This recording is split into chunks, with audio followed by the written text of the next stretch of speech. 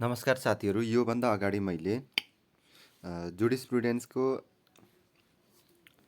एक्जामलाई मध्यनजर गरेर केही इम्पोर्टेन्ट क्वेसनहरू राखेको थिएँ। आज मैले फ्यामिली लको एक्जामलाई मध्यनजर गरेर फ्यामिली लबाट केही एक्जाममा आउन सक्ने इम्पोर्टेन्ट क्वेसनहरू राख्न गइरहेको छु।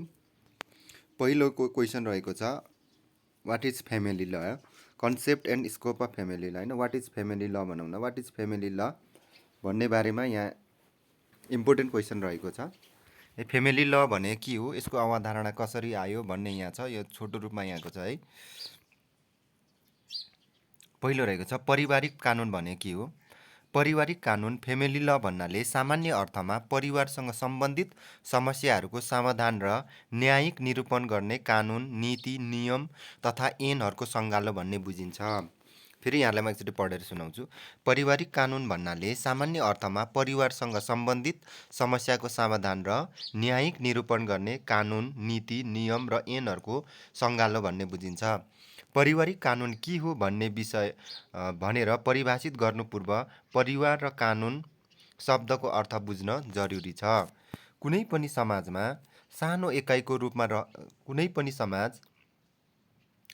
इकाइको रूपमा रहन्छ, जसमा विवाह, रक्त सम्बन्ध, जन्म र ग्रहण, धर्मपुत्र धर्मपुत्रीको आधारमा स्थापित सम्बन्ध जसले विभिन्न पुस्ताबीच नाता सम्बन्ध कायम हुन्छ, त्यसैलाई परिवार भन्छ। यो परिवारको डिफिनेसन भयो। नेपालका विभिन्न कानुन तथा ऐनहरूमा परिवारलाई परिभाषित गरेको पाइन्छ। नेपालको पारिवारिक कानुनमा हिन्दू धर्मशास्त्र तथा कानुनहरूको प्रभाव रहेकोले हिन्दू समाजमा प्रचलित संयुक्त परिवारको अवधारणा अनुसार परिवारको परिभाषा गरेको पाइन्छ। प्रचलित केही कानुनहरूमा परिवारलाई निम्न अनुसार परिभाषित गरेको पाउँछौँ। मुलुकी देवानी संहिता, यो 2075 हेर्नुहोस्। मुलुकी देवानी संहिता ऐन 2074 को दफा 205 को व्यवस्थाले समेत संयुक्त सङ्गालोको सम्पत्तिमा पति, पत्नी, बुवा, आमा, छोरा, छोरीहरू समान हकदार र जियाई अंशबन्डा गर्नुपर्ने भन्ने उल्लेख गरेको छ। यो चाहिँ यो मुलुकी देवानी संहिता 2074 चाहिँ परिवार भने के हो भनेर लेखेको रहेछ। त्यसै गरी बालबालिका सम्बन्धी ऐन 2075 को दफा 2 मा परिवार भन्नाले बालबालिकाका बुवा, आमा तथा सङ्गालोका दाजुभाइ, दिदी बहिनी, हजुरबुवा, हजुरआमा सम्झनुपर्छ र सो शब्दले एका सङ्गालोमा बस्ने नजिकका अन्य नातेदार समेतलाई जनाउँछ भनी परिभाषित गरेको छ है। यो बालबालिका सम्बन्धी ऐनमा सजिलो गरी परिवारको परिभाषा गरेको रहेछ। फेरि यहाँले एकचोटि पढेर सुनाउँछु। परिवार भन्नाले, हेर्नुहोस्, परिवार भन्नाले बालबालिकाका बुवा, आमा, एका सङ्गालोका दाजुभाइ, दिदीबहिनी, हजुरबुवा वा हजुरआमा सम्झनुपर्छ र सो शब्दले एका सङ्गालोमा बस्ने नजिकका अन्य नातेदार समेतलाई जनाउँदछ भन्ने छ। यो चाहिँ यो परिवार भने के हो अथवा परिवार कानुन भने के हो, यो डिफिनेसन थियो है। यो पारिवारिक कानुन भने के हो भनेर तपाईँलाई क्वेसन आउनसक्छ है। अब पारिवारिक कानुनको आवश्यकता र महत्त्व, यो पनि आउनसक्छ है। तपाईँले पारिवारिक कानुनको आवश्यकता र महत्त्व के छ भनेर क्वेसन आउनसक्छ। अब हेरौँ पारिवारिक कानुनका आवश्यकता र महत्त्व के रहेछ। Necessity and importance function of family law है। फ्यामिली लको परिवार समाजको सानो एकाइ हो, जसमा परिवार मिलेर समाज मिलेर राज्य बनेको हुन्छ। यो थाहा छँदैछ। परिवार समाजको सानो एकाइ हो, जसमा परिवार मिलेर समाज है, जसमा चाहिँ हेर्नुहोस् त, परिवार मिलेर समाज बन्छ, समाज मिलेर राज्य बन्छ, अनि के हुन्छ, राज्य मिलेर के हुन्छ होइन, समाज मिलेर राज्य बन्छ होइन। जब परिवारमा आपसी द्वन्द्व, वैमनस्यता, कलह र झगडा उत्पन्न हुन्छ, त्यसले व्यक्ति, परिवार र समाजमा नकारात्मक असर पार्छ।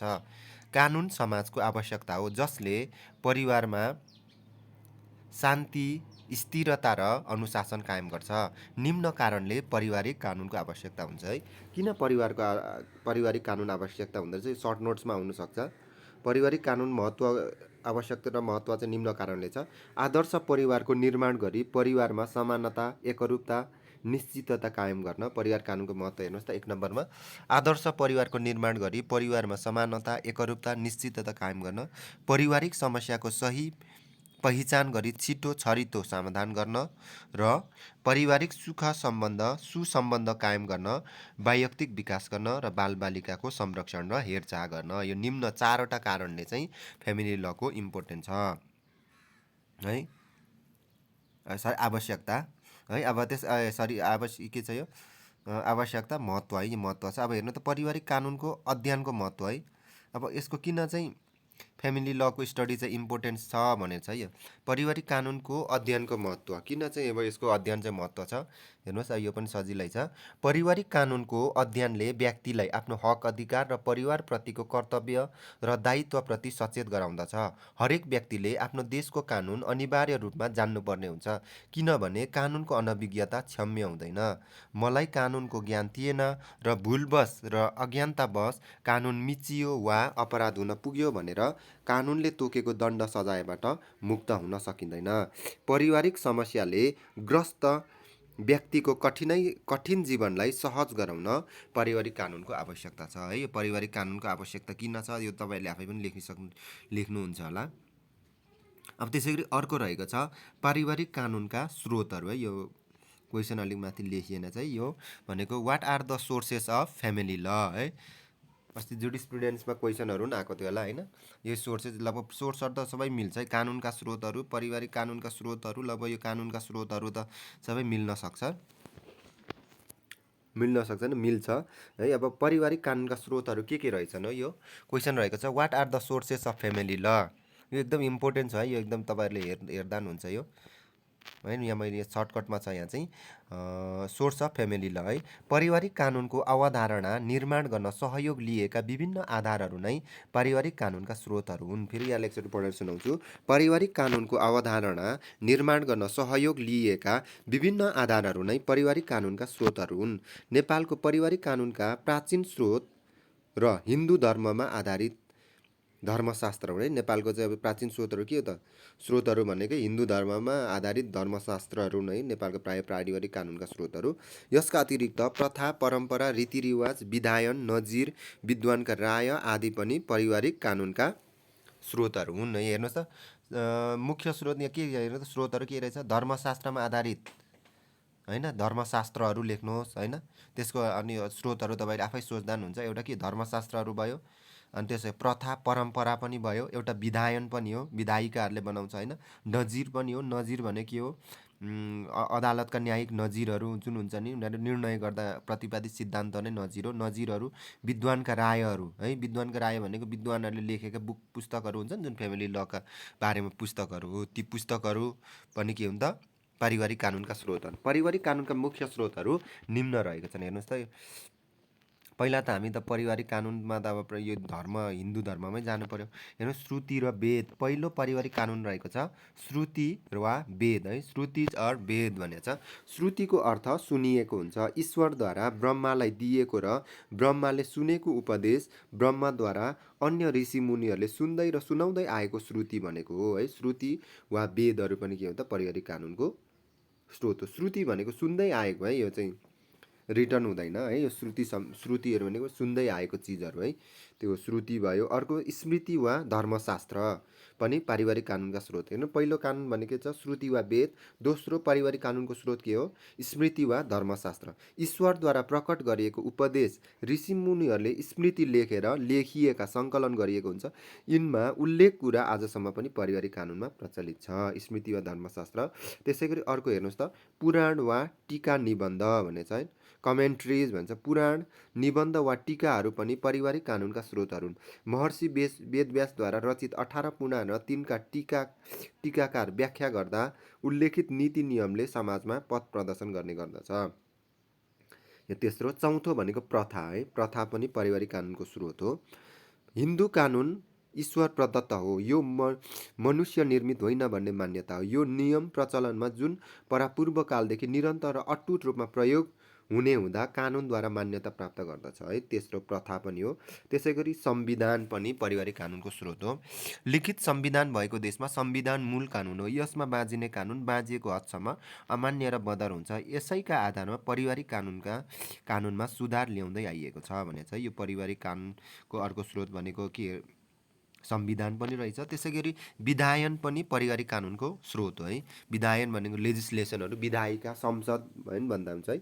नेपालमा चाहिँ तपाईँ शक्ति पृथकीकरण तथा सिद्धान्त अनुसार चाहिँ के हुन्छ, विधायिका अथवा विधायन ले चाहिँ के हुन्छ, कानुन बनाउने, व्यवस्थापिकाले कानुन बनाउने, न्यायपालिकाले कार्यान्वयन गर्ने र न्यायपालिकाले त्यसको व्याख्या गर्ने छ है। यो शक्ति पृथकीकरणको सिद्धान्त अनुसार चाहिँ। अब विधायन हेरौँ त, पारिवारिक कानुनको आधुनिक स्रोत विधायन हो। जनताका जनप्रतिनिधिले बनाउने भएकोले यो ज्यादै महत्त्वपूर्ण मानिन्छ है। जनताका प्रतिनिधि हो नि त होइन यो संसदहरू, त्यस कारण यो चाहिँ ज्यादै महत्त्वपूर्ण छ भनेको।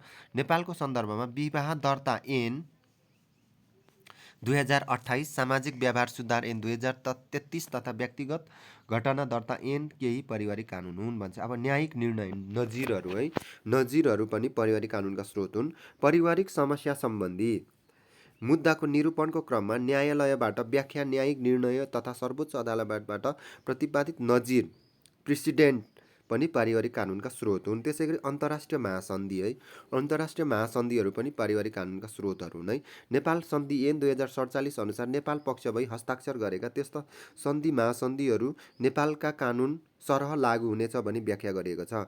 मानव अधिकारको विश्वव्यापी घोषणापत्र, बाल अधिकार महासन्धि, सबै प्रकारका भेदभाव उन्मूलन गर्ने महासन्धि लगायतका अन्य महासन्धिहरू पनि पारिवारिक कानुनका स्रोत हुन्। यो अन्तर्राष्ट्रिय सन्धिहरू, सन्धि सम्झौताहरू पनि है कानुनको स्रोतहरू रहेन। लगभग एउटै छ है, बुझ्नु पनि। कानुनको स्रोतहरू पनि के त, विधायन, नजिर होइन, अन्तर्राष्ट्रिय सन्धिहरू त कानुनका स्रोतहरू पनि त्यही हुन्, त्यही हो है यो पारिवारिक कानुनका स्रोत पनि। विद्वानको राय भनेको छ एक्सपर्ट ओपिनियन। कतिपय अवस्थामा प्रचलित कानुन तथा परम्परामा समेत स्पष्ट समाधान नभएका पारिवारिक मामिलाका कानुनका विद्वान, विज्ञ तथा विशेषज्ञहरूको राय स्रोतका रूपमा लिइन्छ भनेपछि। त्यसै गरी अर्को मुलुकी देवानी संहिता ऐन 2074 लेखेको छ।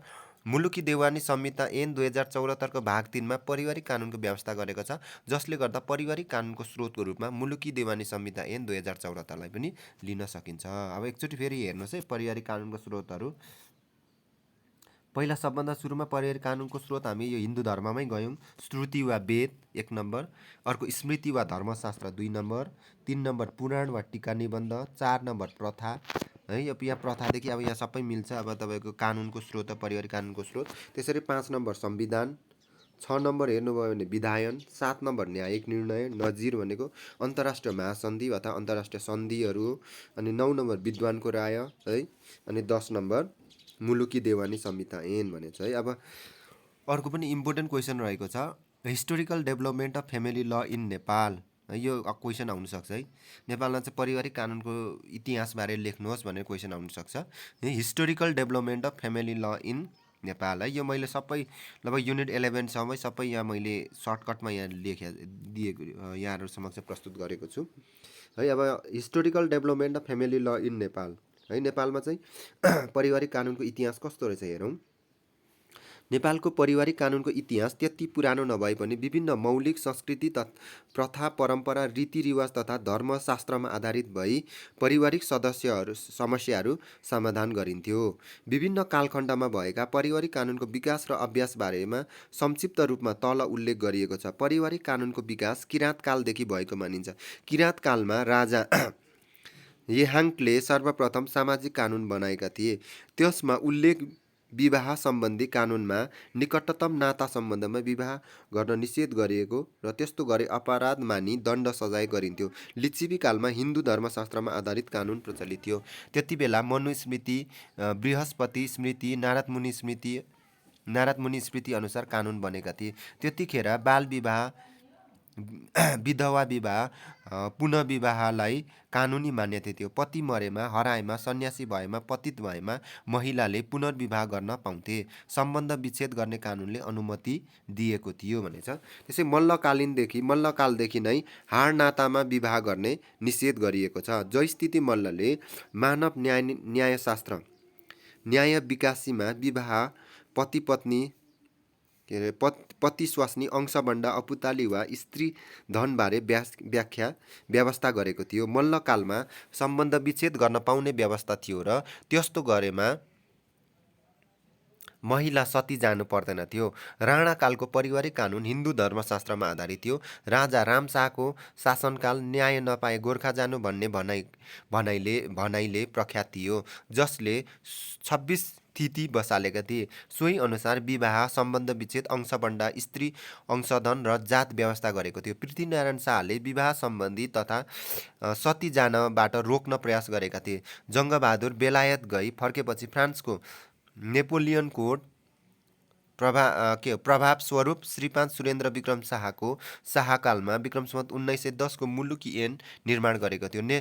यो नै नेपालको प्रथम लिखित संहिताबद्ध आधुनिक कानुन थियो। नेपाल अधिराज्यको संविधान 2015 ले जातीय भेदभाव हटाई समानता र राष्ट्रिय एकतामा जोड दिई मृत्युदण्ड निषेध गरेको पाइन्छ। विक्रम सम्वत 1910 को मुलुकी ऐनलाई खारेज गरी विक्रम सम्वत 2020 भाद्र 1 गते नयाँ मुलुकी ऐन जारी भयो। त्यसै गरी विवाह दर्ता ऐन 2028 ले धार्मिक परम्परागत विवाहका साथै विवाह दर्ता गरेर विवाह गर्न पाउने अवधारणालाई मान्यता दिएको पाइन्छ।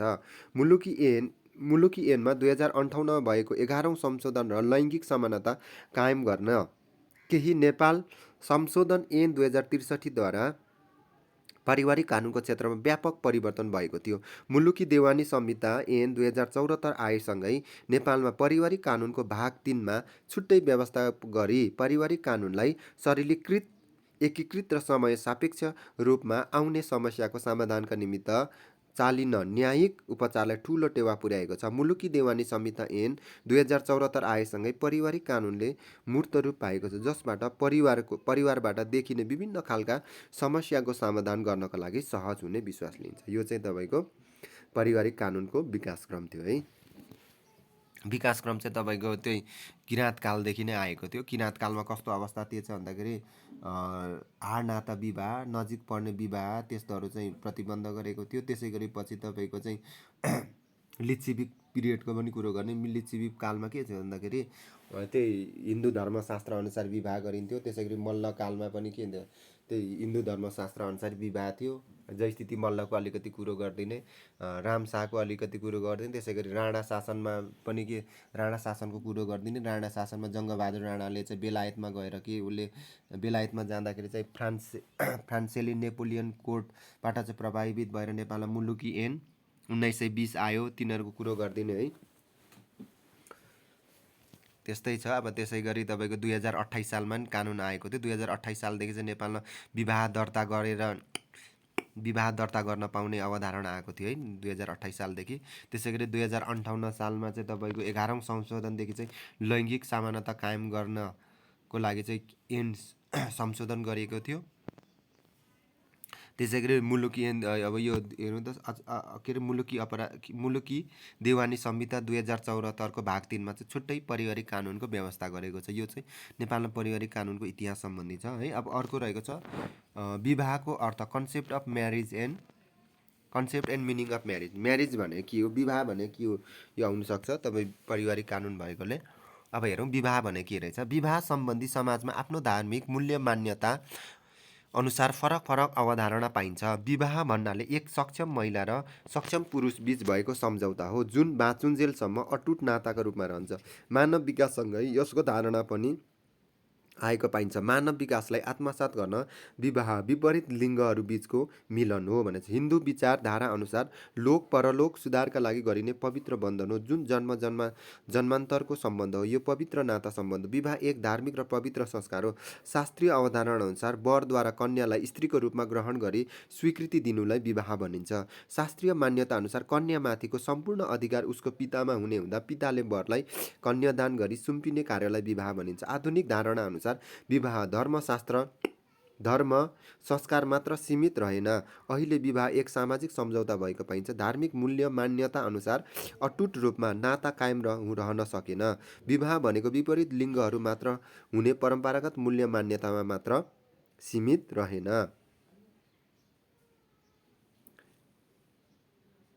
आधुनिक धारणा अनुसार अहिले समलिङ्गी तेस्रो लिङ्गीको विवाहलाई मान्यता दिनुपर्ने कतिपय मुलुकमा यसलाई मान्यता दिएको छ। मुलुकी देवानी संहिता 2074 को भाग 3 को दफा 67मा कुनै पुरुष र महिलाले कुनै उत्सव समारोह औपचारिक वा अन्य कुनै कार्यबाट एक अर्कालाई पति पत्नीको रूपमा स्वीकार गरेमा विवाह भएको मानिने छ भनेर विवाहलाई परिभाषित गरेको छ। यो चाहिँ जान्नु पर्यो है तपाईँलाई। मुलुकी देवानी संहिता 2074 को दफा 3 भाग 3 को दफा 67मा हेर्नुहोस्, विवाह भने के रहेछ, कुनै पुरुष र महिलाले कुनै उत्सव समारोह औपचारिक वा अन्य कुनै कार्यबाट एक अर्कालाई पति पत्नीको रूपमा स्वीकार गरेमा विवाह भएको मानिनेछ भनेर परिभाषा गरेको छ है। अब यो सर्ट नोट्समा आउँछ है तपाईँको। भोइड म्यारिज भने के हो, यो तपाईँको सर्ट नोट्समा आउनसक्छ। What do mean void marriage भने के हो भनेर। भोइड भनेको बदर हुने विवाह है। के हुने हो भने विवाह बदर हुँदो रहेछ है। भोइड म्यारिज भने के हो हेर्नु त, विवाह गर्दाकै अवस्थामा शून्य हुन्छ। विवाह गर्दाकै अवस्थामा शून्य हुन्छ, अस्तित्व रहँदैन, त्यस्तो विवाहलाई शून्य विवाह वा बदर हुने विवाह भनिन्छ। यस प्रकारको विवाहलाई कानुनी दृष्टिमा विवाह मानिँदैन। यस प्रकारको विवाह सुरुदेखि नै शून्य भएको हुनाले बदर गर्न पर्दैन। मुलुकी देवानी संहिता ऐन 2074 को दफा 72 बमोजिम विवाहलाई बदर हुने विवाह भनी उल्लेख गरेको जुन निम्न छ। पुरुष वा महिलाको मन्जुरी नभई भएको विवाह, हाड नाता करणीमा सजाय हुने नाताको व्यक्तिगत विवाह। व्यक्तिहरू हेर्नु त, दुई प्रकारको विवाह छ हेर्नुहोस् त। शून्यमा हुने विवाह के रहेछ, अपराध संहिता 2074 को दफा 72 बमोजिम के रहेछ त, भोइड म्यारिज भनेको बदर हुने पुरुष र महिलाको बिचमा मन्जुरी नभई भएको विवाह। यो मन्जुरी नलिई चाहिँ पुरुष र महिलाको चाहिँ मन्जुरी नलिई विवाह गरिन्, त्यो पनि भोइड बदर हुँदो रहेछ। अर्को हाड नाता करणीमा सजाय हुने विवाह भएको है। यदि हाड नाता आफन्तहरू बिचमा चाहिँ विवाह भयो भने त्यो पनि के हुन्छ, बदर हुन्छ। बदर गर्न सकिने विवाह भने चाहिँ यो पनि छ, यो पनि आउनुसक्छ, सर्ट नोट्सतिर आउँछ है। Voidable marriage, what do mean by voidable marriage है। बदर गर्न सकिने, कस्तो अवस्थामा चाहिँ विवाह बदर गर्न सकिने रहेछ हेर्नुहोस्। मुलुकी देवानी संहिता ऐन 2074 को दफा 71 अनुसार झुक्क्याई विवाह गरे वा गराएमा भने चाहिँ, झुक्क्याई विवाह गरे वा गराएमा यसरी विवाह भएको विवाहलाई कुनै पक्षले मन्जुर नगरे बदर गर्न सकिन्छ। निम्न अवस्थामा गरेको विवाहलाई झुक्क्याई गरेको विवाह भनिन्छ। हेर्नु त, भोइडेबल कस्तो बदर हुने रहेछ।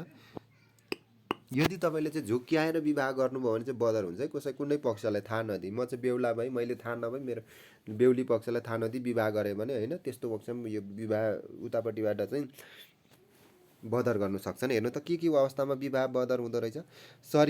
शरीरमा मानव रोग प्रतिरोधात्मक क्षमता नष्ट गर्ने जीवाणु HIV वा हेपाटाइटिस B रहेको वा यस्तै प्रकृति निको नहुने कडा रोग लागेको भएमा है।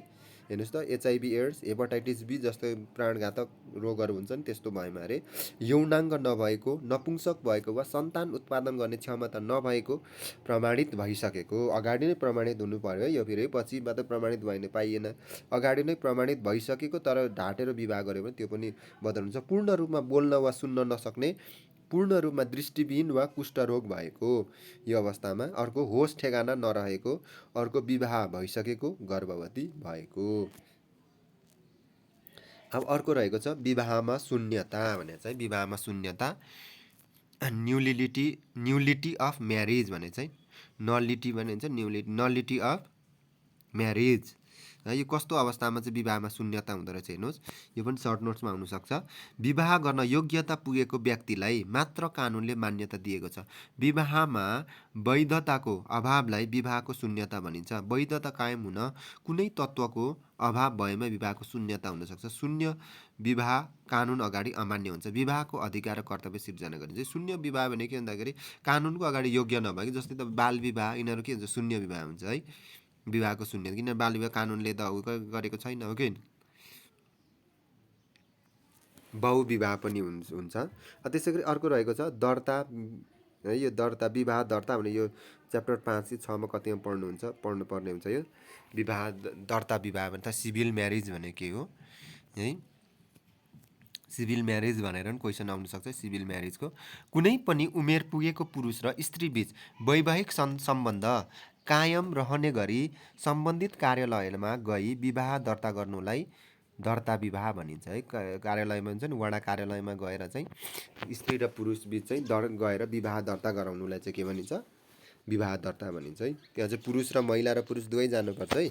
एकजना मात्रै श्रीमान मात्रै गयो भने पनि विवाह दर्ता हुँदैन, श्रीमती मात्रै गयो भने पनि विवाह दर्ता हुँदैन। त्यहाँ दुवैजना जानुपर्छ, बुढाबुढी नै जानुपर्छ, जो चाहिँ विवाह गर्नु उमेर पुगेकाहरू। विवाह दर्ता ऐन 2028 अनुसार गरिने विवाह नै दर्ता विवाह हो। साथै मुलुकी देवानी संहिता ऐन 2074 को दफा 77 बमोजिम दर्ताद्वारा विवाह गर्न सक्ने अवस्था व्यवस्था गरेको छ। परम्परागत र अन्य विविध कारणले गरिएको विवाहलाई वैधानिकता दिन वा कानुनी संरक्षण मान्यता दिन पनि अनिवार्य रूपमा मुलुकी देवानी संहिता ऐन 2074 अनुसार नै दर्ता गर्नुपर्छ। अन्यथा त्यस्तो विवाहले कानुनी मान्यता प्राप्त गर्न सक्दैन। बदलिँदो समाजको आवश्यकता अनुसार दर्ता गरी विवाह हुन सक्ने विवाहलाई दर्ता गरी कानुनी निश्चितता प्रदान गर्ने ऐनको उद्देश्य रहेको छ है। अब विवाह वैध विवाह होइन, अब यो के भन्छ, condition of valid civil marriage भनेको छ होइन। भ्यालिड हुन, वैध विवाह दर्ताको वैध हुन चाहिँ के गर्नुपर्ने रहेछ है, condition for valid civil marriage होइन। वैध दर्ता विवाहका शर्तहरू के हुनुपर्ने छ, शर्त विवाह दर्तालाई चाहिँ वैध बनाउनुको लागि चाहिँ मुलुकी देवानी संहिता ऐन 2074 को दफा 77 मा केही प्रावधान तोकेको छ। प्रचलित नेपालको कानुनले तोकेको विवाह हुन सक्ने अवस्थामा देहाएका पुरुष र स्त्री बीच ऐन बमोजिम विवाह हुन सक्नेछ। विवाहका लागि स्त्री र पुरुषले देहाएको अवस्था हुनुपर्दछ है। मुलुकी देवानी संहिता ऐन 2074 अनुसार निम्न अवस्था भए चाहिँ विवाह दर्ता हुन्छ है। विवाह गर्ने पुरुष र स्त्री दाम्पत्य जीवन रहित हुनुपर्ने भने चाहिँ दाम्पत्य जीवन रहित हुनुपर्ने भनेको विवाह गरेको हुनुपर्ने नै अगाडि है। अगाडि उनीहरूको पहिलो विवाह हुनु पर्यो। पुरुष र महिला दुवैको उमेर 20 वर्ष भएको हुनु पर्यो, कुरो बुझ्नुभयो। अनि अर्को, पुरुष र महिला दुवैको होस ठेगाना भएको वा होइन, होस ठेगाना भएको, अब दिमागी ठिक भएको हुनु पर्यो, बुझ्नुभयो नि है। दिमागी हालत ठिक भएको हुनु पर्यो होइन। 3टा शर्त हेर्नुहोस् त, तपाईँको 3टा शर्तमा हुनु पर्यो। विवाह र महिला र पुरुष अगाडि विवाह गरेको हुनु भएन, अगाडि विवाह गरेको छ भने डिभोर्स गरेको हुनु पर्यो, बुझ्नुभयो। अनि दोस्रो नम्बर, पुरुष र महिला दुवैको उमेर 20 वर्ष हुनु पर्यो, अरू दुवैजनाको होस ठेगान हुनु पर्यो, दिमागी हालत ठिक हुनु पर्यो है। यसका अतिरिक्त महिला र पुरुषबीच हाडनाता नभएको, दुवैको स्वैच्छिक वा आफ्नो मन्जुरीले कसैको करकापमा जबरजस्ती नपरी विवाह गरेको हुनुपर्दछ भनेको चाहिँ। अर्को रहेको छ separation of husband and wife है। पति पत्नीको पृथकीकरण भन्छ, सेपरेसन। यो डिभोर्स होइन, यो चाहिँ सेपरेसन मात्रै हो। सेपरेसन गरेर पनि बस्नु पाइन्छ है। बुढाबुढी चाहिँ अब डिभोर्स भनेको चाहिँ अब पूर्ण रूपमा छुटेको, त सेपरेसन भनेको चाहिँ कानुनी रूपमा हामी अलग पनि बस्न सक्छौँ। अब हेरौँ के रहेछ separation of husband and wife भनेको है। पति पत्नीको पृथकीकरण भनेको के रहेछ हेरौँ। पति पत्नी मिलेर सँगै एउटै छाना मुनि बस्न नसक्ने अवस्थामा एक आपसमा अलग अलग गरी बस्न सक्छन्, जसमा पति पत्नीको नाता कायमै रहेको हुन्छ। यो सम्बन्ध विच्छेदको अवस्था होइन। विवाहलाई जन्मजातको सम्बन्ध मानी सम्बन्ध विच्छेद गर्न अप्ठ्यारो मान्ने तर एक आपसमा मिलेर बस्न नसक्ने अवस्थामा पति पत्नी अलग बन्न सक्छन्। यसरी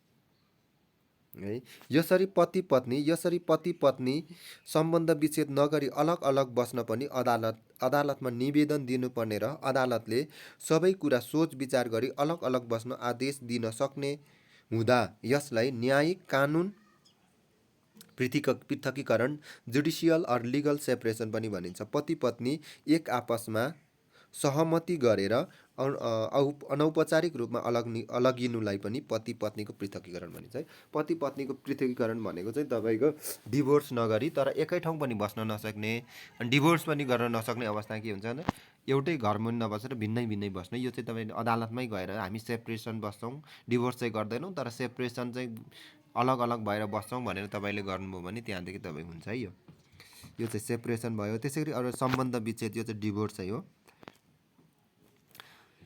पति पत्नी बीचको दाम्पत्य जीवनमा उत्पन्न असमझदारी, मनमुटाव, झगडा एवं मनोमालिन्यताका कारणले गर्दा पति पत्नी एकसाथ बस्न नसक्ने अवस्थामा पुगी दाम्पत्य जीवनको समाप्तिलाई सम्बन्ध विच्छेद भनिन्छ। अर्को शब्दमा पारपाचुके पनि भनिन्छ।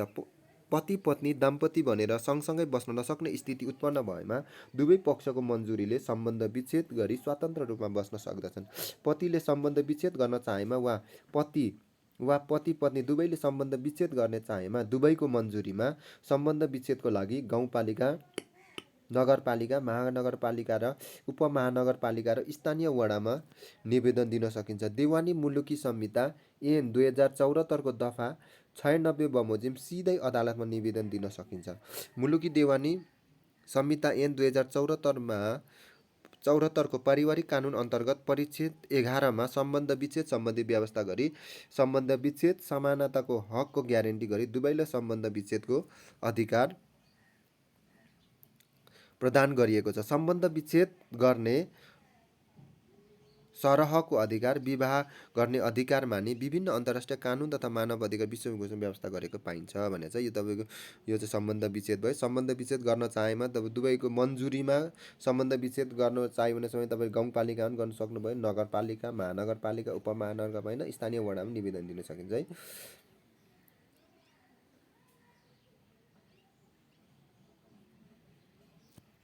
अब हेरौँ त डिफरेन्स बिट्विन सेपरेसन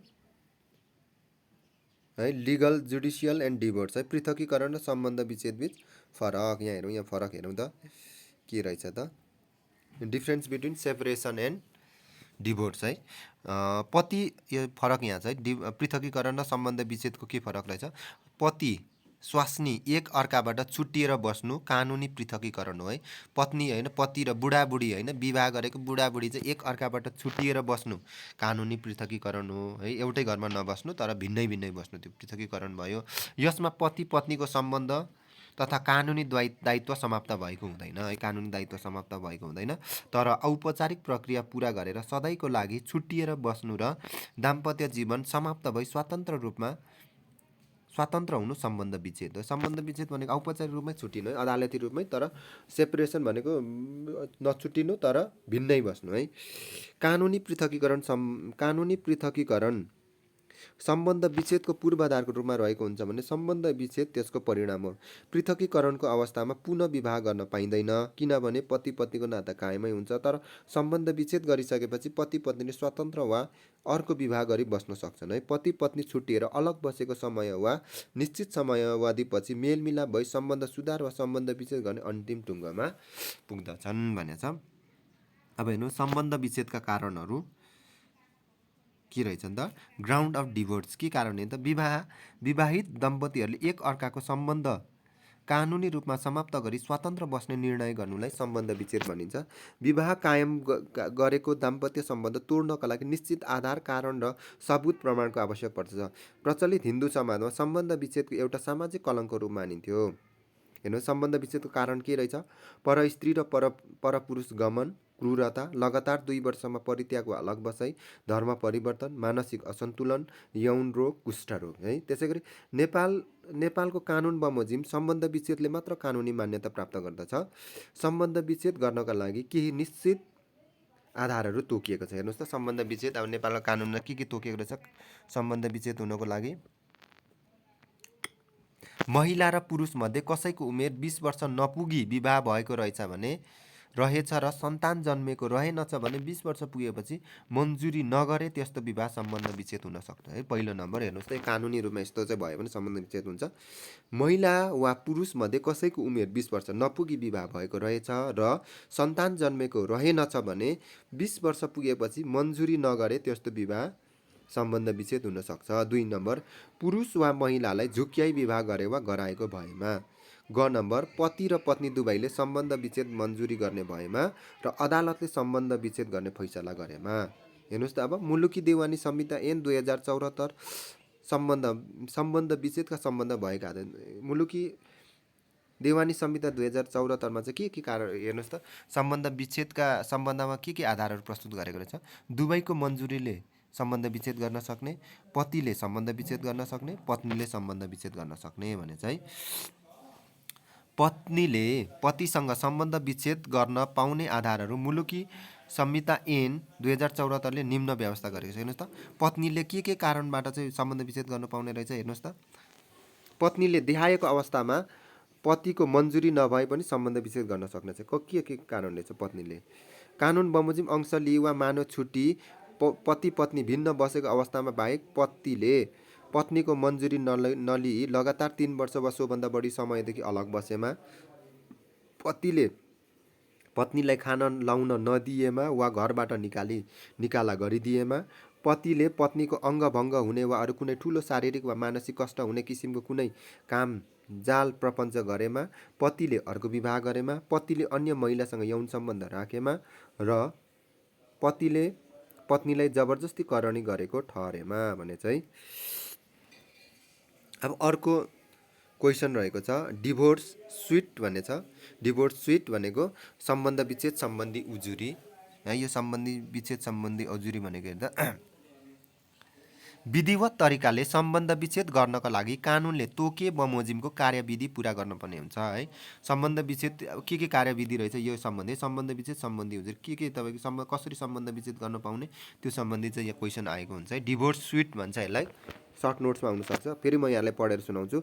विधिवत तरिकाले सम्बन्ध विच्छेद गर्नको लागि कानुनले तोके बमोजिमको कार्यविधि पुरा गर्नुपर्ने हुन्छ। पतिले सम्बन्ध विच्छेद गर्न चाहेमा वा पति पत्नी दुवैको मन्जुरीले सम्बन्ध विच्छेद गर्न चाहेमा दुवैले सम्बन्धित महानगरपालिका, उपमहानगरपालिका, गाउँपालिका वा नगरपालिका वा गाउँपालिकाको सम्बन्धित वडामा सम्बन्ध विच्छेद गर्नको कारण खोली निवेदन दिनुपर्छ।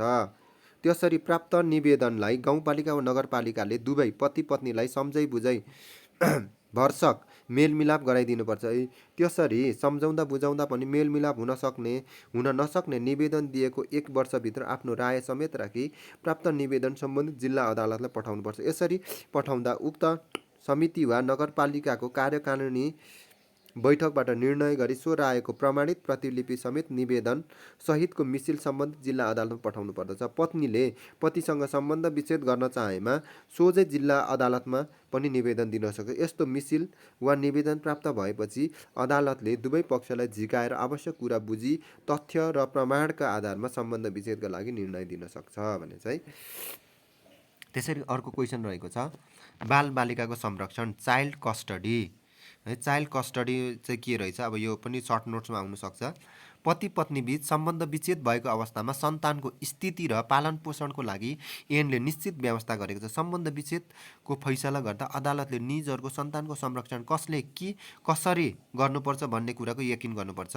सन्तान भन्नाले छोराछोरी दुवैलाई जनाउँदछ। बालबालिकाको संरक्षणको लागि केही अन्तर्राष्ट्रिय महासन्धि तथा कानुनी दस्तावेजहरू रहेका छन्, त्यसैको आधारमा राष्ट्रिय कानुनको व्यवस्था गरिएको हुन्छ भने चाहिँ। अब सम्बन्ध विच्छेदपछि बालबालिकाको स्थिति हेरौँ त। Status of child after divorce यो पनि हो। पति पत्नीको सम्बन्ध भएको निश्चित अवधिमा जन्मेको सन्तान बुवाको हुन्छ भन्ने कुरा मुलुकी देवानी संहिता ऐन 2074ले निश्चित गरेको छ। ऐन बमोजिम सम्बन्ध विच्छेद भएको मितिले 272 दिनभित्र जन्मेको सन्तान वा अन्यथा प्रमाणित नभएमा सम्बन्ध विच्छेद भएको मुलुकी देवानी संहिता ऐन 2074को दफा 106मा व्यवस्था गरेको पाइन्छ। अब अर्को रहेको छ एडल्टरी एन्ड जारी। यो पनि क्वेसन आउन सक्छ। एडल्टरी भनेको अनुचित यौन सम्बन्ध है। कुनै पनि विवाहित पुरुष वा महिलाले आफ्नो पति वा पत्नी बाहेक अरूसँग उमेर नपुगेको वा हाड नाता बाहेक आपसी सहमतिमा यौन सम्बन्ध राख्दछ भने त्यसलाई अनुचित यौन सम्बन्ध भनिन्छ। यस प्रकारको पति वा पत्नीले परस्त्री गमन वा परपुरुष गमन गर्नु नै अनुचित यौन कार्य एडल्टरी हो।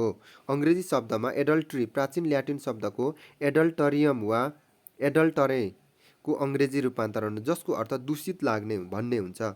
एडल्टरीको अर्थ टु मेक ओदर हुन्छ। यसको सोझो अर्थ अर्को बनाउनु वा अर्कोमा जानु हुन्छ। एडल्टरीको नेपाली रूपान्तरण अर्थ हुन गाह्रो छ। कतिपय विद्वानले यसलाई अनुचित यौन सम्बन्ध भनेका छन्, तर एडल्टरीलाई परपुरुष वा परस्त्री गमन भन्न सकिन्छ। यस्तो कार्य गर्ने 2 जना मध्ये 1 जना पुरुष वा 1 जना विवाहित हुनुपर्छ। एडल्टरी भनेको के भन्दाखेरि यो चाहिँ विवाह इतर यौन सम्बन्ध राख्नुलाई एडल्टरी भनिन्छ है। अब अर्को रहेको छ बहुविवाह भने के हो? बाइगेमी। कुनै पनि कुनै पति मानिसले आफ्नो पत्नी जीवित छँदै वा कानुन बमोजिम सम्बन्ध विच्छेद नहुँदै अर्को विवाहित वा अविवाहित महिलासँग विवाह गरी पत्नीको रूपमा राख्ने कार्यलाई बहुविवाह बाइगेमी भनिन्छ। बहुविवाहको सामान्य अर्थ बहुपत्नी पोलिगेमी र बहुपति पोलेन्ड्री हो। वर्तमान समाजमा केही अपवाद बाहेक बहुपत्नीलाई नै बहुविवाह भनिन्छ भने अब यो डिफ्रेन्स बिट्विन यहाँ हेर्नुहोस्, यो डिफ्रेन्स बिट्विन आइरहेको हुन्छ है। एउटा अनुचित यौन सम्बन्ध, अर्को बहुविवाह भने के रहेछ हेर्नुहोस्। बाइगेमी र एडल्टरी र बाइगेमी। बहुविवाह अनुचित यौन सम्बन्ध भने के रहेछ? विवाहित पति पत्नीले आफ्नो दम्पति बाहेक अन्य व्यक्तिसँग सहमतिमा यौन सम्बन्ध राख्दछ भने त्यसलाई अनुचित यौन सम्बन्ध भनिन्छ। त्यसैगरी बहुविवाह भने के हो? कुनै विवाहित पुरुषले आफ्नो पत्नी जीवित छँदै वा कानुन बमोजिम सम्बन्ध विच्छेद नहुँदै अर्को महिलासँग विवाह गर्ने कार्य बहुविवाह हो। अब विवाहित महिला वा पुरुषले अर्को विवाहित वा अविवाहित पक्षसँग यौन सम्बन्ध राख्ने कार्य अर्थात् कम्तीमा एक पक्ष विवाहित हुनुपर्दछ भनेछ। बहुविवाहमा विवाहित पुरुषले आफ्नो पत्नी हुँदा हुँदै अर्को पत्नी बनाउने उद्देश्यले महिलासँग सम्बन्ध राख्ने कार्यलाई जनाउँदछ। अब एडल्ट्री हेर्नुहोस्, यस्तो सम्बन्ध सहमतिमा भए पनि विवाह गर्ने मनसायले गरिएको हुँदैन। यहाँ के हुन्छ? विवाहित पुरुषले धेरै पत्नी एकभन्दा बढी बनाउने उद्देश्यले गरेको विवाहलाई जनाउँदछ भनेछ। त्यसैगरी अर्को रहेको छ जारी है। जारी भने के हो? जारी भनेको अर्काको श्रीमती लानु है, लगेर चाहिँ अब त्यो तिर्नुपर्ने के हुन्छ नि, जारी विवाह भन्छ है।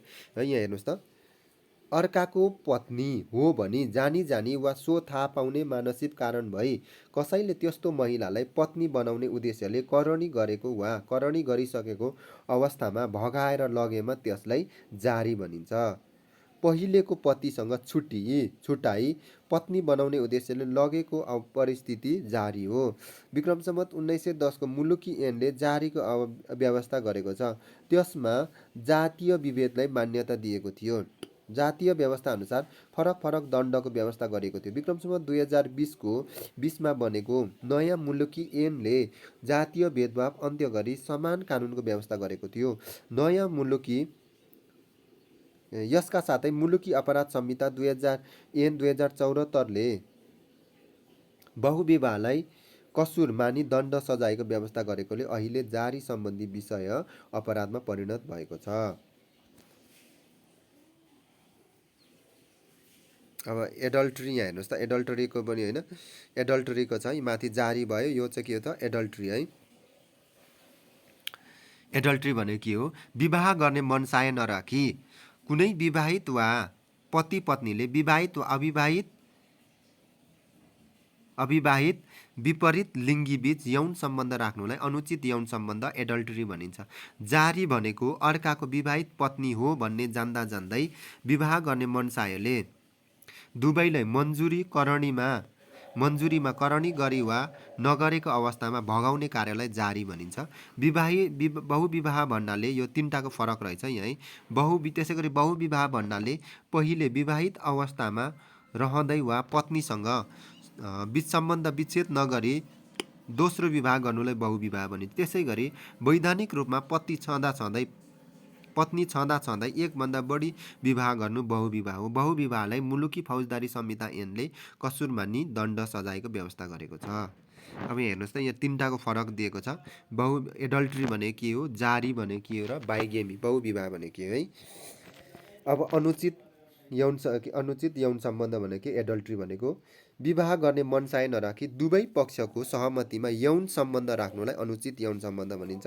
जारी भनेको विवाह गर्ने मनसायले अर्काको पत्नी हो भन्ने जानी पत्नी मान्छेको मन्जुरीमा भगाउने कार्य जारी हो। त्यसै बहुविवाह भने पत्नी हुँदा हुँदै एकभन्दा बढी पत्नी ल्याउने उद्देश्यले विवाह गर्नु बहुविवाह हो। त्यसैगरी एडल्ट्री अर्को अनुचित यौन सम्बन्ध भनेको यसमा सम्बन्ध कायम गर्ने दुई मध्ये कम्तीमा एकजना विवाहित हुनुपर्ने हुन्छ। हेर्नुहोस् त, अब यहाँ जारीमा के हुन्छ? दुई मध्ये कम्तीमा महिला विवाहित हुनुपर्ने हुन्छ। त्यसै गरी बहुविवाह 2 मध्ये पुरुष विवाहित हुनुपर्ने है। त्यसै गरी अनुचित यौनसम्म एडल्ट्रीमा अरू के हुन्छ, विवाह गर्ने मनसाय हुनु हुँदैन। जारीमा विवाह गर्ने मनसायले भगाएको हुनुपर्छ, बहुविवाह विवाह गर्ने मनसाय हुनुपर्दछ। त्यसै गरी अनुचित यौन सम्बन्ध के हुनु पर्यो, सहमतिमा यौन सम्पर्क गर्नुपर्ने हुन्छ। त्यसै गरी यता जारीमा सहमतिमा विवाह हुनुपर्ने तर यौन सम्पर्क भएको वा नभएको पनि हुन सक्दछ। त्यसरी बहुविवाहमा सहमति विवाह हुनुपर्ने तर यौन सम्पर्क भएको वा नभएको हुन सक्दछ। अब हेरौँ के रहेछ। नेपालको कानुनमा अनुचित यौन सम्बन्धलाई परिभाषित गरेको छैन। जारीको व्यवस्था मुलुकी ऐनमा भएकोमा लैङ्गिक समानता कायम गर्न वा लैङ्गिक हिंसा अन्त्य गर्न केही नेपाल ऐनलाई संशोधन गर्ने ऐन 2072 द्वारा खारेज गरिएको थियो।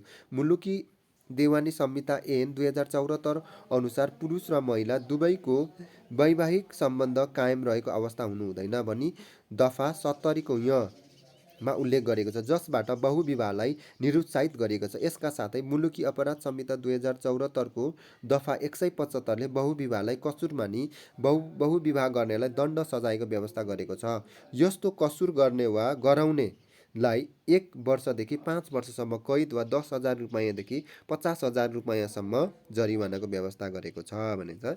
त्यसै गरी अर्को च्याप्टर रहेको छ धर्मपुत्र धर्मपुत्री एडप्टेसन भनेर पाठै छ है। एडप्टेसन भने के हो, धर्मपुत्र एडप्टेसन है। एडप्टेसन भने के हेरौँ, पुत्र वा पुत्रीको अभाव टार्नको लागि धर्मपुत्र धर्मपुत्रीको व्यवस्था गरिएको हो। आफ्नो छोरा नहुनेले अर्काको छोरा ग्रहण गर्नुलाई धर्मपुत्र भनिन्छ। आफ्नो छोरी नहुनेले अर्काको छोरी ग्रहण गर्नुलाई धर्मपुत्री भनिन्छ।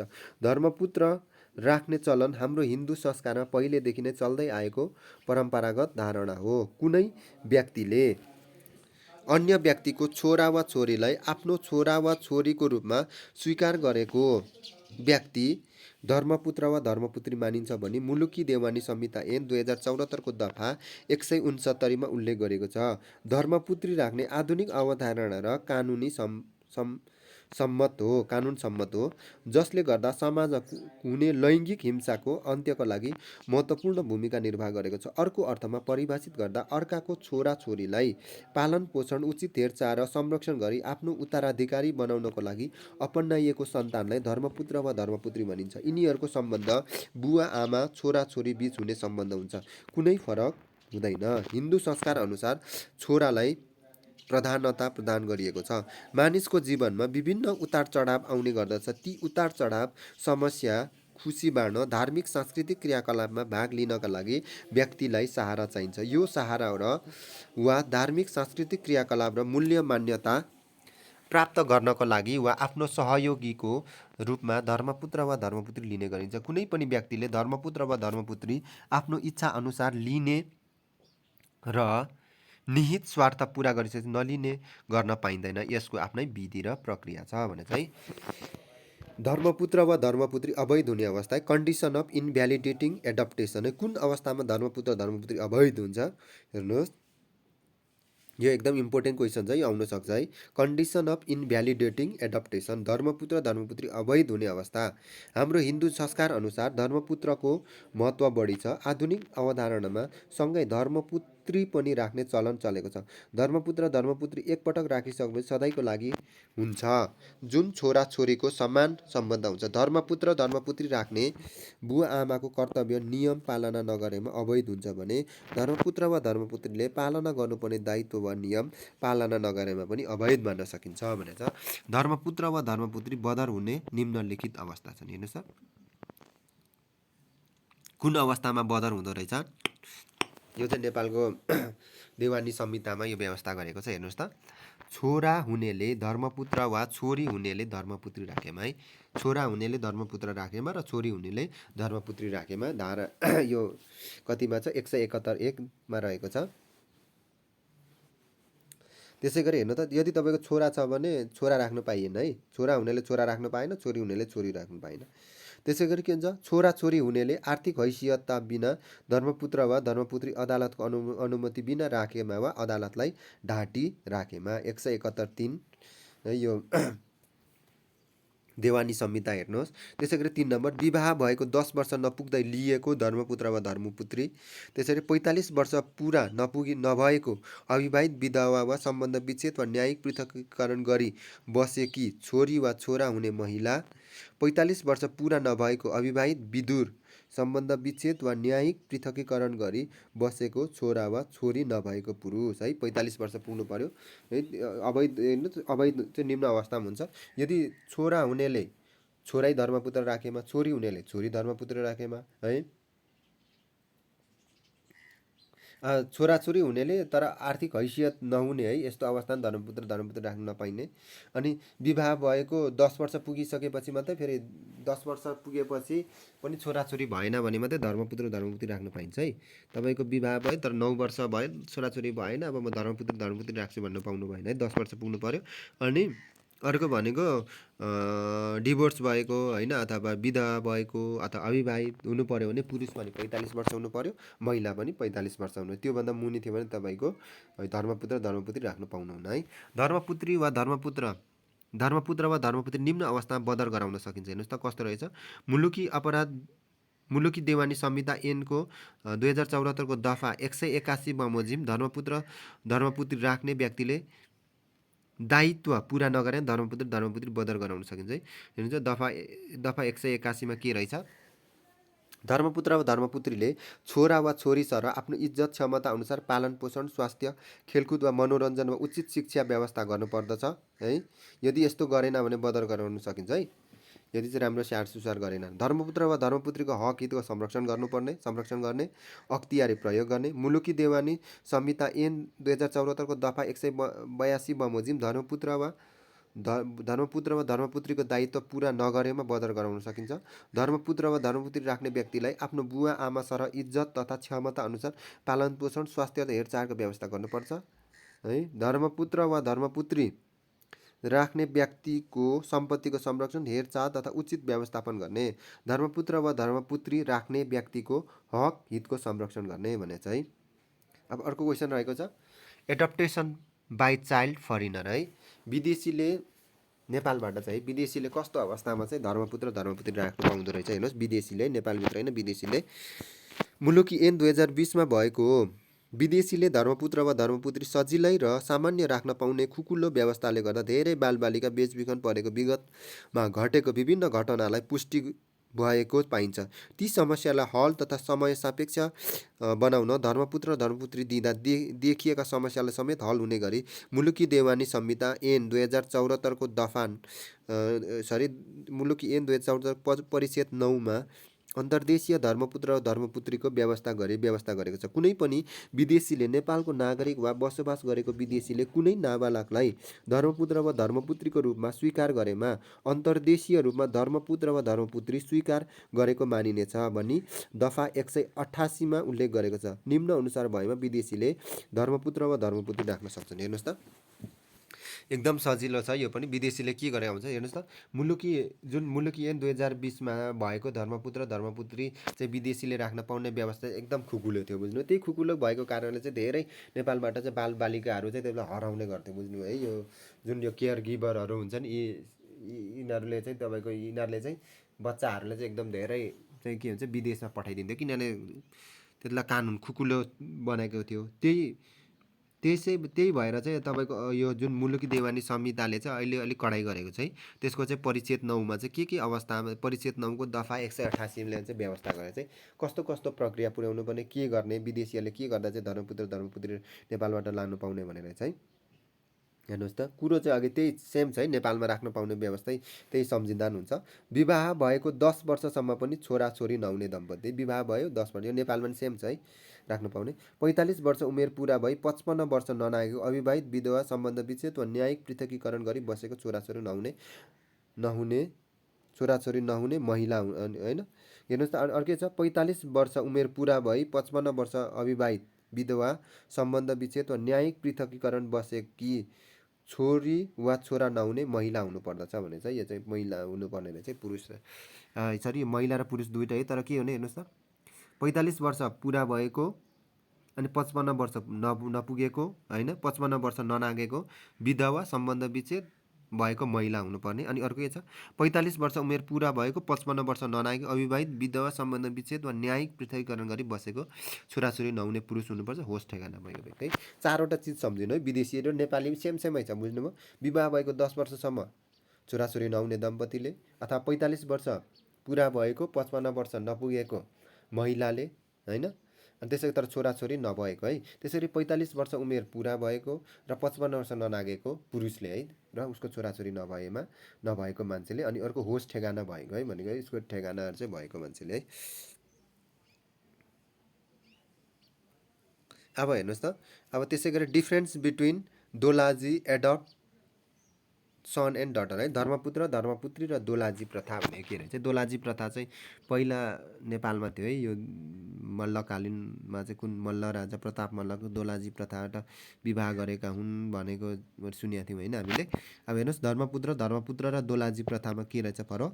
धर्मपुत्र छोराको अभावमा अरूको छोरालाई आफ्नो छोरा सरह बनाइराख्नु धर्मपुत्र हो भनेको छ। धर्मपुत्री छोरीको अभावमा अर्काको छोरीलाई आफ्नो छोरी सरह बनाइराख्नु धर्मपुत्री हो। त्यसै दोलाजी छोराको अभावमा आफ्नै छोरीलाई छोरा सरह बनाइराख्नु दोलाजी प्रथा है। दोलाजी प्रथा भने के, छोरा भएन भने छोरीलाई चाहिँ के गर्ने, छोरा भनिराख्ने है, त्यसलाई दोलाजी प्रथा। अनि त्यसै गरी धर्मपुत्र धर्मशास्त्र अनुसार पनि चल्दै आएको र परम्परादेखि हालसम्म चलेको है। धर्मपुत्र पहिल्यैदेखि राख्थे, तर धर्मपुत्री त राख्दैन थियो होला है पहिला चाहिँ। पहिला त राख्दै थियो नि धर्मपुत्री त होइन, धर्मपुत्र चाहिँ राख्थे। आधुनिकीकरणसँगै समानताको हक कायम गर्न पछिल्लो चरणमा स्वीकारिएको आधुनिक धारणा हो, पुरानो अवधारणा हो, तर अहिले यस्तो अवधारणा छैन है। यो दोलाजी प्रथा अहिले छैन है।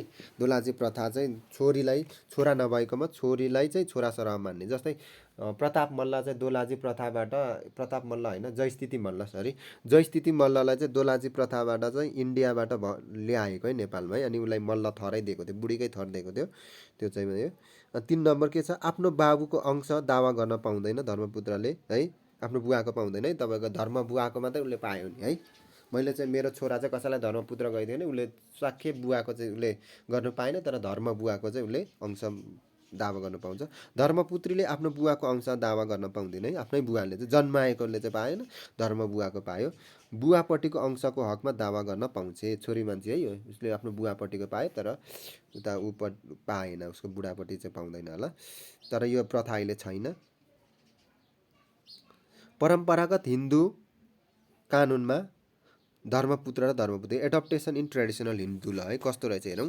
धर्मपुत्रलाई आफ्नो मृत्यु पश्चात आफू र आफ्ना पितृहरूको धार्मिक संस्कार चलाउनका लागि आफ्नो कुल परम्परा धर्मलाई अगाडि बढाउन र स्वर्गमा जाने विश्वासको कारण धर्मपुत्र राख्ने चलन रहेको पाइन्छ। श्रद्धा कार्य, परम्परागत संस्कृति, धार्मिक कार्य गर्ने, वंश परम्परा राख्ने धार्मिक मान्यताको कारणले पुत्र मोहका कारण धर्मपुत्र राख्ने परम्परा भएको पाइन्छ। हाम्रो विभिन्न शास्त्रहरूले धर्मपुत्रलाई स्वीकार गरेको पाइन्छ। धर्मपुत्री राख्ने आधुनिक अवधारणा र कानुनी मान्यता प्राप्त हो। लैङ्गिक समानता कायम गर्नको लागि र छोरीले पनि बुवाको समान सबै धार्मिक मान्यता अनुसार कार्य सम्पादन गर्न सक्छ भन्ने मूल्य मान्यताका आधारमा धर्मपुत्रीको अवधारणा विकास हुँदै आएको हो। अहिले आएर हिन्दू धर्मावलम्बीहरूले पनि धर्मपुत्रीलाई स्वीकार गरेको छ। यो समाजको सकारात्मक सन्देश हो जसले छोरा छोरीको बीचमा भेदभावलाई अन्त्य गर्दछ भनेछ। त्यसै गरी अर्को रहेको छ अंशबन्डा है, अंशबन्डा पार्टिसन। अब हेरौँ, सामान्य अर्थमा अंशबन्डा भन्नाले अंशको अर्थ सम्पत्ति र बन्डाको अर्थ विधि प्रक्रिया अनुसार परिवारका सदस्यलाई विभाजन गर्नु। हाम्रो हिन्दू धर्म अनुसार परम्परादेखि नै संयुक्त परिवारमा बस्ने चलन रहिआएको छ। हिन्दू धर्म दर्शन अनुसार दयाभाग भन्ने शब्दबाट आएको। दायको अर्थ पैतृक सम्पत्ति र भागको अर्थ बन्डा गर्नु हो। संक्षेपमा अंशबन्डा भन्नाले संयुक्त परिवारमा रहेको सम्पूर्ण सम्पत्ति अंशबन्डा प्राप्त गर्न सक्ने अधिकार भएको व्यक्तिलाई समान आधारमा विविध प्रक्रिया मार्फत विभाजन गर्नु हो। अंशबन्डा गर्दा आमा बुवालाई जिउनी र जेठा छोरालाई जेठासी दिने चलन हाम्रो समाजमा रहँदै आएको पाइन्छ। पछिल्लो समयमा सानो परिवार सुखी परिवार भन्ने मान्यतासँगै अंशबन्डा गरी संयुक्त परिवारबाट छुटी एकल परिवारमा बस्ने चलन आएको छ। बुवा आमाले प्राप्त गरेको भए पनि खुस गर्न पाउने बाँकी रहेको सम्पत्ति निजको छोराछोरीको हकमा पैतृक सम्पत्ति हुन जाने हुँदा सो सम्पत्ति छोराछोरीहरूमा अंश लाग्ने सम्पत्ति मान्नुपर्छ हुन्छ भनी गङ्गा प्रसाद विरुद्धको उमेश कुमारको मुद्दामा नेकपा होइन 2066 यति नम्बर है सर्वोच्च अदालतले व्याख्या गरेको छ। माथि उल्लेखित आधारमा सर्वोच्चको फैसलाको आधारमा अभिभावकको अधिकार र कर्तव्यलाई निम्नलिखित बुँदामा उल्लेख गर्न सकिन्छ भनेको चाहिँ अब के हुन्छ कि अंशबन्धमा घर व्यवहार चलाउनका लागि आम्दानी खर्च गर्ने, संयुक्त परिवारको व्यवहारका लागि उचित व्यवस्थापन गर्ने, पारिवारिक हितका लागि करार गर्ने, मध्यस्थता कर्ताको भूमिका निर्वाह गर्ने, पारिवारिक हितका लागि मुद्दा मामिला गर्ने, प्रतिनिधित्व गर्ने, मिलापत्र गर्ने हो भने चाहिँ अब हेर्नु अंशबन्ध सम्बन्धी कार्यविधि छ।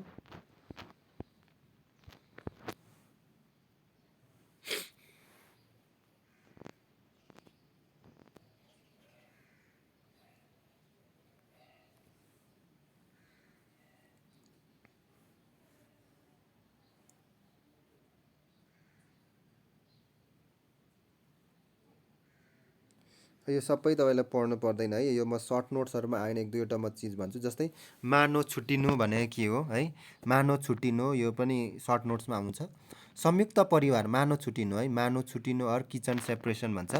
संयुक्त परिवारमा बस्न असहजताका कारण पछिल्लो समयमा एकल परिवारमा बस्ने चलन बढेसँगै अंशबन्ध नगरी मानो मात्र छुट्टी बस्ने चलन आएको छ। बढ्दो सहरीकरण, वैदेशिक शिक्षा, वैदेशिक रोजगार जस्ता कारणहरूले गर्दा पनि मानो छुट्टी भिन्न बस्ने चलन बढेको छ। अंशबन्ध नगरी आफ्नो आम्दानी खर्च गरी आफू खुसी व्यवस्थापन गरी बस्नुलाई मानो छुट्टिनु भनिन्छ। मानो छुट्टिसकेपछि अरू सदस्यहरूले लगाएको ऋण वा धनमा दायित्व र अधिकार हुँदैन। झट्ट हेर्दा अंशबन्ध जस्तो देखिएमा पनि अंशबन्ध होइन। मानो छुट्टिएको लिखत अनिवार्य दर्ता गर्नुपर्दछ भने चाहिँ यो मानो छुट्टिनु भने के हो यो पनि क्वेसन आउँछ। त्यसै गरी माना चामल भने के हो यो पनि आउँछ है। एलिमोनी भन्छ माना चामल भनेको है।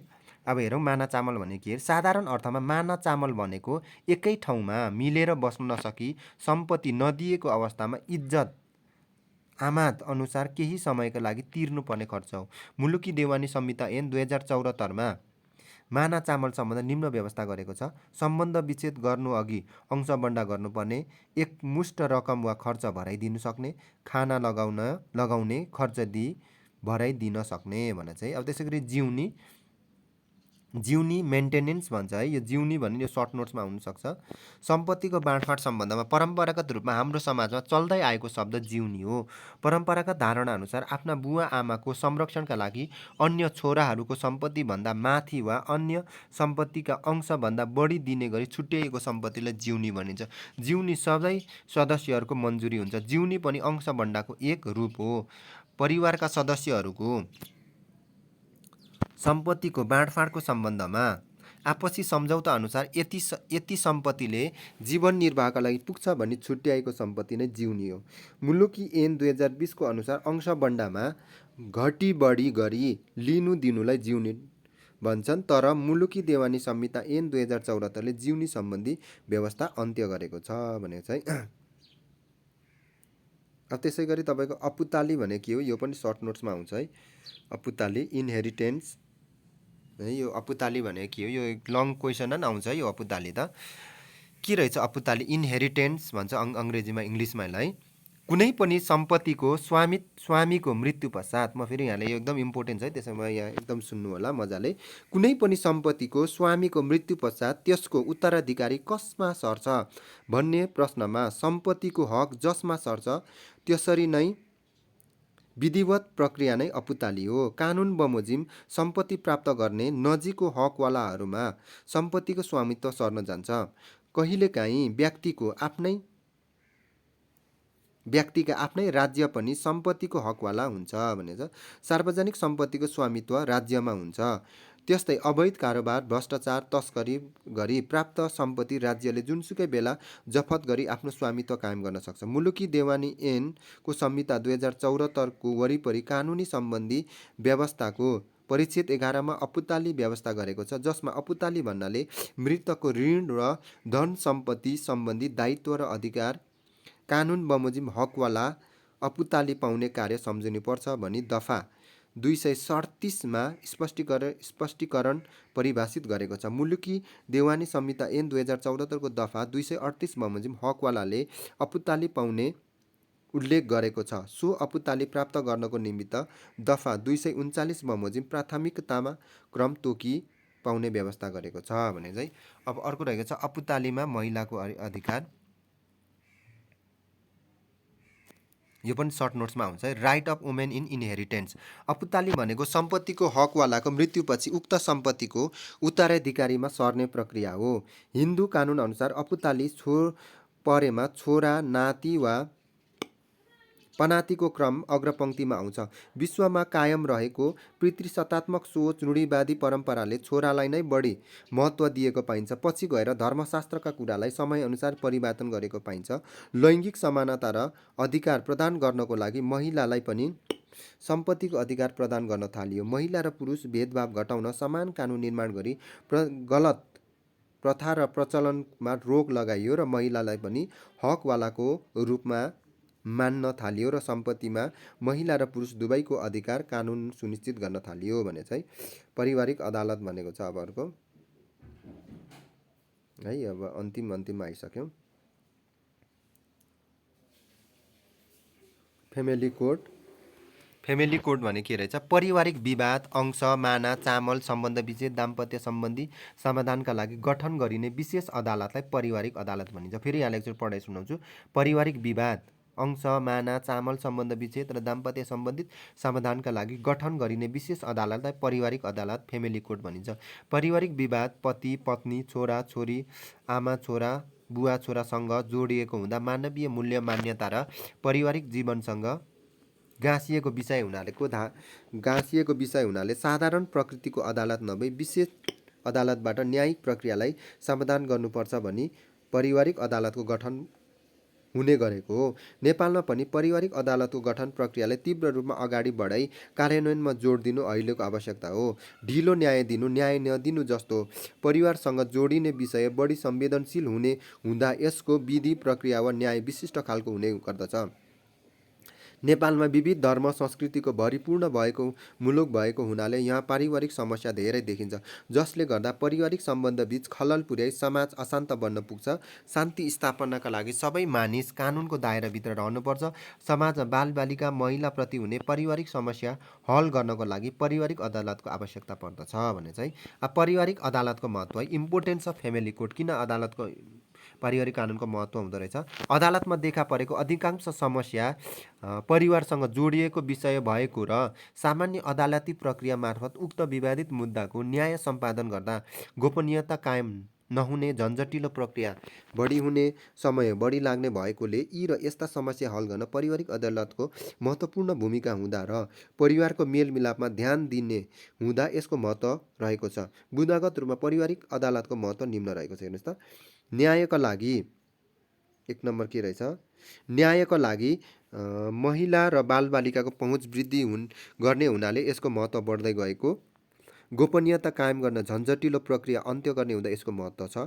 पारिवारिक समस्या हल गर्नको लागि ऐन निर्माण गरी नीतिगत सुधार गर्ने हुनाले यसको महत्त्व छ। एउटै प्राकृतिक मुद्दाको समाधान गर्ने हुँदा विशिष्ट ज्ञान प्राप्त गरी छिटो छरितो न्याय सम्पादन हुन्छ। पारिवारिक अदालतका फाइदाहरू हेरौँ त। अब के रहेछ?